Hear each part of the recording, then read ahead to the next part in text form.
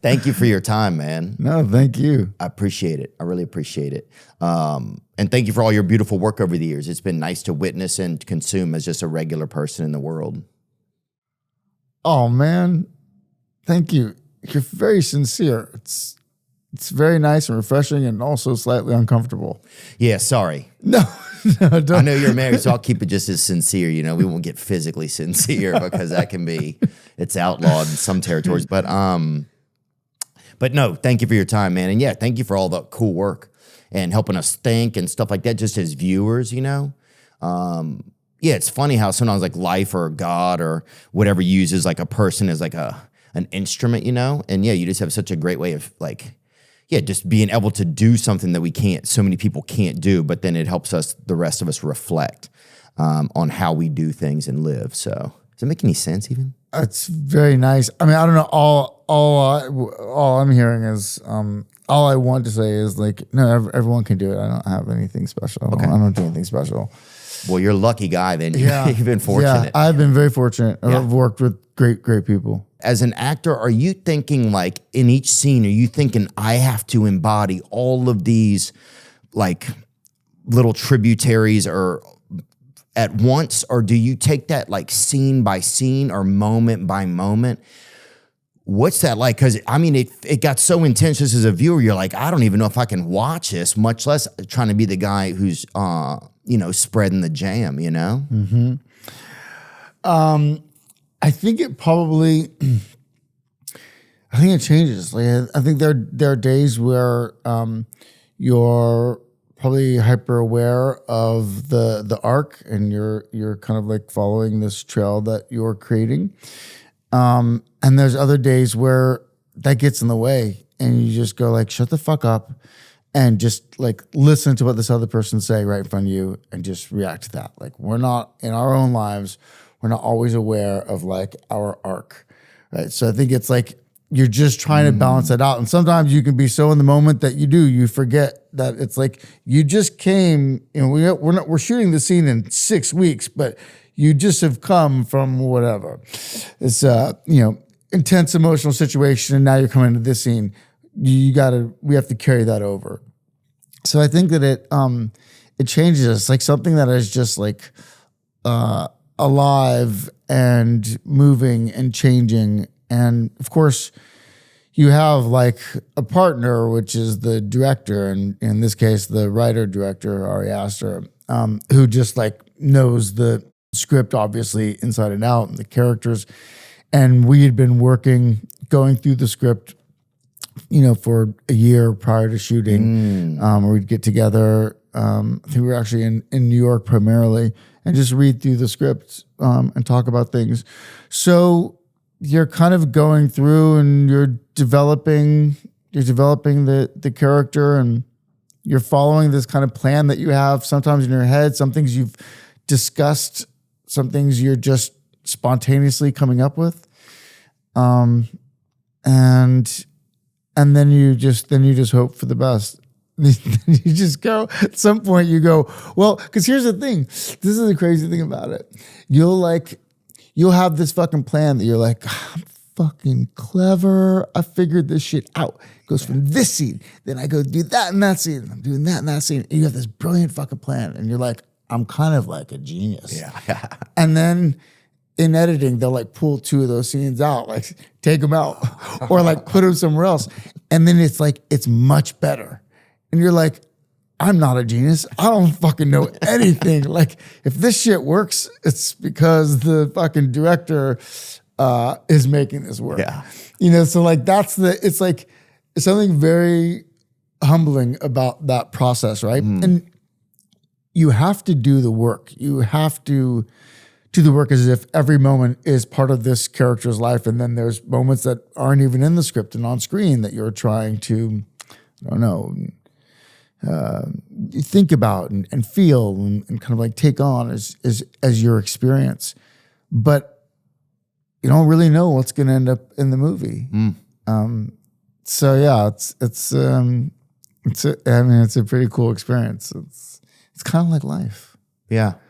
Like you plan all this shit and you plan your day and your life and your year and then shit happens, it changes, things get moved around, and sometimes their characters, they just get like taken out. Yeah, and sometimes you have a plan, like you're going to show up to like a something, and everything's going to be perfect. You're going to have flowers for this, and you're going to have the best thing to say. And then next thing you know, you're running late, or you get there, your plane gets delayed, and now you show up, and you're getting there as everybody's leaving, and you're the last person, and you brought the 30th thing of flowers, and everything's different. You know? Yeah, exactly. Yeah. Oh. Yeah. Can you tell with your level of experience, can you tell when you stuck the landing on a scene? Like, is there a moment when that thing cuts and you just like can be like, that was pretty good? Like, I serviced it well. I've had that feeling before, and it always turned out to be terrible, and I was wrong. Okay. Like, anytime, my experience is that anytime I'm like, fuck yeah, okay, got it. It's terrible. And the times where I'm like, I don't know if I even landed. I'm not sure what happened. That's usually when I like look back at it and I go like, oh, I think that was good. That's just my experience. I don't know what other actors are like, but yeah, I guess maybe because I don't know. I don't know if the things that I like, are like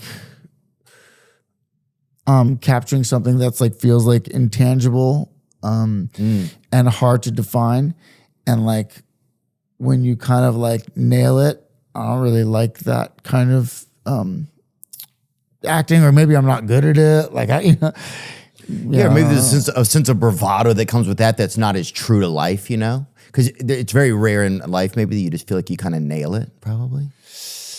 Maybe. I mean, I don't know. I guess I think there's some people that walk around the world like nailed it. I know. Freaking Hulk Hogan. Who else? Yeah. Who else is somebody that really freaking nailed it? Oh, Nicolas Cage in Family Man. Have you seen that movie? God. We got to sit together on a plane one time.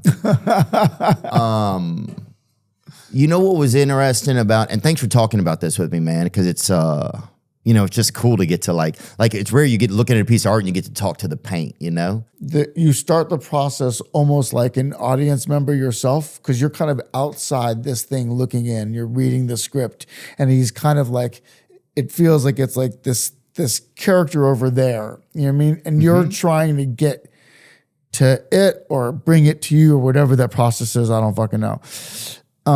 And so you're starting like that, and you're kind of going like, oh, how do I feel standing back here when this guy does this? And like, if he said that line in this way, how would that make me feel?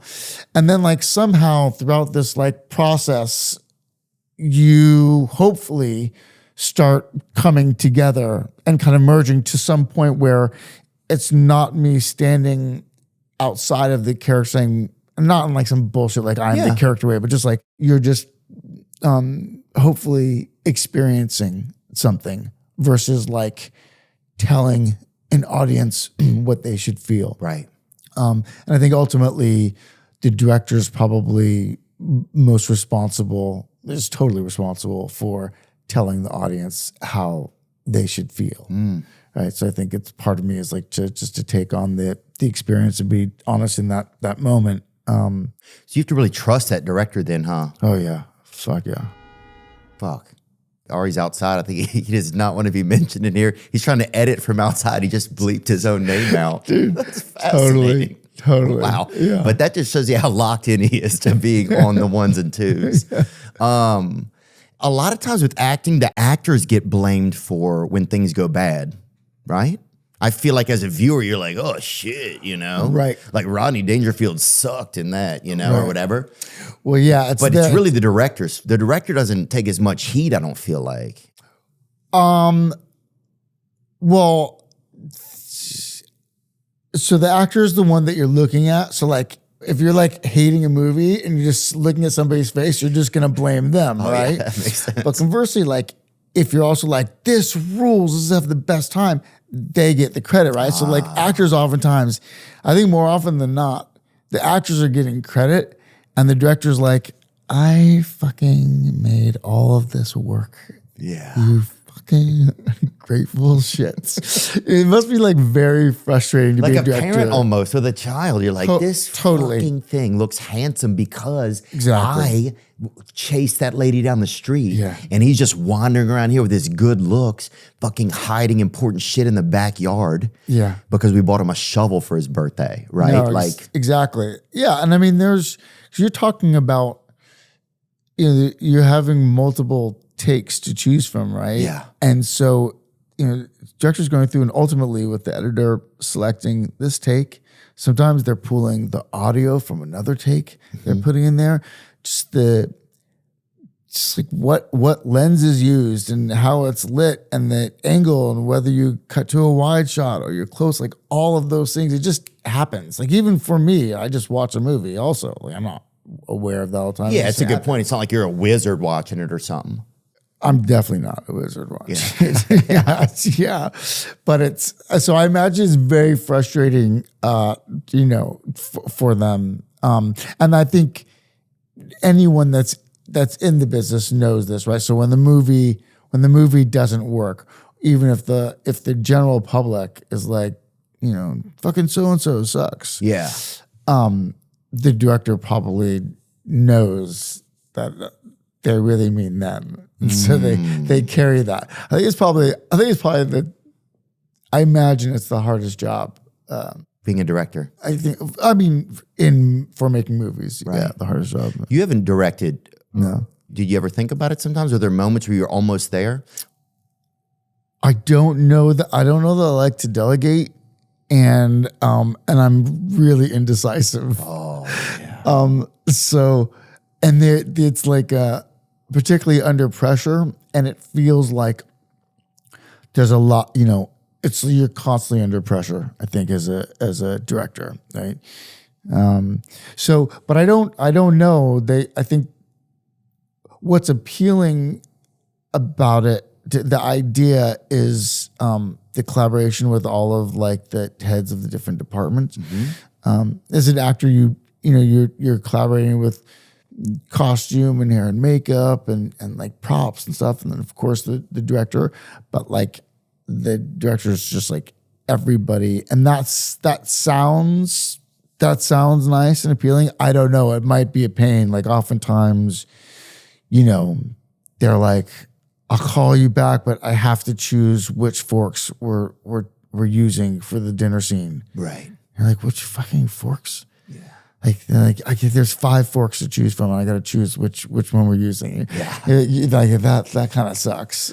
Oh yeah, and it sucks if you're watching a movie and you see a fork that fucking is out of place too. You're like, these people. This isn't the Titanic. And you blame the actor. Oh, because it's the actor's face, and you're just like, I fucking hate this movie. Oh, you're like, Dunkirk sucks. You see the silverware in that thing? That's how you feel sometimes. Yeah. You know what was interesting to me, and if some of these questions are novice about acting and directing, thank you for entertaining them. First of all, I'm happy to talk about whatever. I also don't. I just realized, like, I was just talking about movies and directing. I don't fucking know anything. Yeah. I have no idea what a director does. So I just like, I don't want you to go like, oh, now I understand what directing is. Like, because I guarantee you directors are like, this guy doesn't know shit.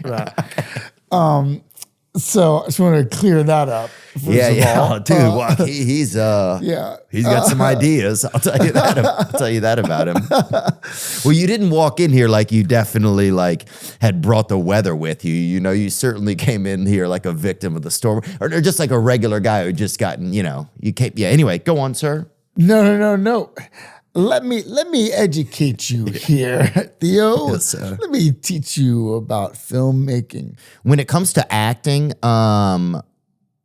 has your approach to acting changed over the years? Like, as you notice your own evolution with it?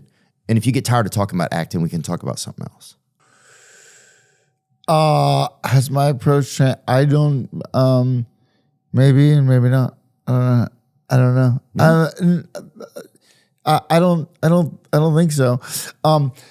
You're definitely more self-aware. It's just like You are? yeah. It's just like the nature of doing something, you know, that's like visible, and you're out there for whatever 30 fucking plus years or whatever. Maybe more than that, maybe 42. But are you, wow, that's a long time. But self-aware in the sense where you're like, you know, all your like, do you start to know all the, like the palette you have as an actor, or does that continue to evolve, or does some of it get lessened because you're getting older and you can't, you know what I'm saying? You couldn't do the same thing maybe you could as a 27-year-old actor or 21 or 18-year-old. Like, does that palette grow or does it dissipate kind of? I don't know, maybe both things, and maybe sometimes it just gets refined, maybe just, you know, it's similar. It's just like a richer color or less rich. I don't know what, you know, I don't know what it is. Maybe that's what happens. Hopefully you have a director that also is familiar with your work and can like challenge you if you're not challenging yourself.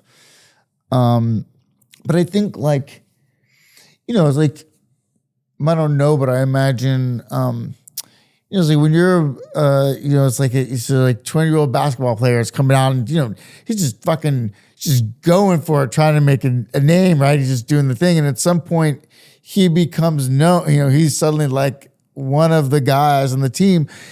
It's a different kind of pressure of like taking that shot, right? Because it's like when you're young, it's like, oh, it's scary because it's like, oh, if I fucking miss, maybe I don't get another opportunity. But then when you're older and established, it's like, if I miss, there's going to be a lot of press about, this miss. And people are going to be like, you got paid way too much money to fucking miss that shot. Yeah, that dude should not be missing at this point. Like, get the fuck out. Like, dude, he wasn't even wearing sneakers. Like, what kind of guy do we have here? So this is, you know what I mean? So I think like, that's what I mean by like being self-aware. Like it's at some point, you feel pressure in a different way. Like I think it's always, no matter what, it's always like you always feel the pressure. But yeah, I think when you're 20 years old, it's just different, and you know, nobody's really looking at you. You know, you don't feel pressure when you walk on set. Right. So that kind of goes away, but there's a different pressure of like it's really these overalls are hanging off my shoulders here. Yeah, I don't understand that. Yeah, I don't either, actually. So to be honest with you, I was trying to be like weight of the world on the shoulders. Right. I was thinking of something that goes on shoulders, and then overalls came out. And I'm like, fuck, dude. No, it was good. You should stick with it. No, it does. It sounds good. Screenplay. No, I just felt stupid. I was like, oh, it's like, oh, this is a really cool saying. I don't know it. Have you ever met someone and you were like, I could play that person? Like, is that, because that would be like kind of like, I feel like if I were an actor, that would be like my power. Like you would corner somebody in a room of a fucking party and you'd be like, I could play you in a heartbeat. Huh. You know, does that happen with the good actors? I don't know. You have to ask good actors. I think that that's what this is called this past weekend. Yeah. How'd you come up with that? Because I just started on a Monday. To be honest, I didn't really. That's good. We didn't have a real drawing board there, Mr. Phoenix. I'm trying to think. I don't know that there's ever been anyone where I was like, oh, I have to play that. I've been inspired by like like I've stolen shit from like friends and people that I've met. Oh yeah. But I've never. I don't think that I've ever like I'm going to play who. Right. Exactly. Oh, well, yeah, you get to choose. You're the one who can do it. Yeah. But that's the interesting thing, yeah. I just wonder if you had that ability, does that start to get into some people? But then maybe that's like some ego in there too. I love, I'm one of those people that whatever limited exposure I had to film or television when I was young, I loved like fucking drama. Like I loved conflict. I mean, I did. I loved when shit was like, you know, it seems very bad. Whatever's about to happen seems very bad. Oh no, you are a fucked up person. I was fucked up. How could you have done that? I think that was interesting to me. And I think I also wanted to like try to, I think I always was like curious. I think I didn't believe that there was like good people and bad people. So like, I was like interested, like, okay, well, if this is somebody that's made these like mistakes or bad decisions, how could that happen? Like, what are those? What led to that? I think it's just like a curiosity about that, maybe. Yeah. And then some of it, honestly, straight up, some of it also is like, it's not like I walk in and it's like the full fucking salad bar and I can choose whatever. There's like a full thing, and then they come in, they're like, you can actually just from here to there, you can have those 4 options. You go, but what about there? You go, no, you don't. No. That's not for you. So part of it is like, get in where you fit in, right? Part of it is like, I had a face that just oftentimes looked criminal from like a very young age. I noticed that like when I went into the fucking store with my friends, I was the one that was followed around by security. Right? They like were like, and I didn't understand why, but at some point I think I kind of realized, I was like, oh, okay, so I'm getting these parts, and like, yeah, I'm the guy in the master. Yeah. Yeah. I mean, you know, or, you know, playing Skeletor in the He-Man commercial, not He-Man.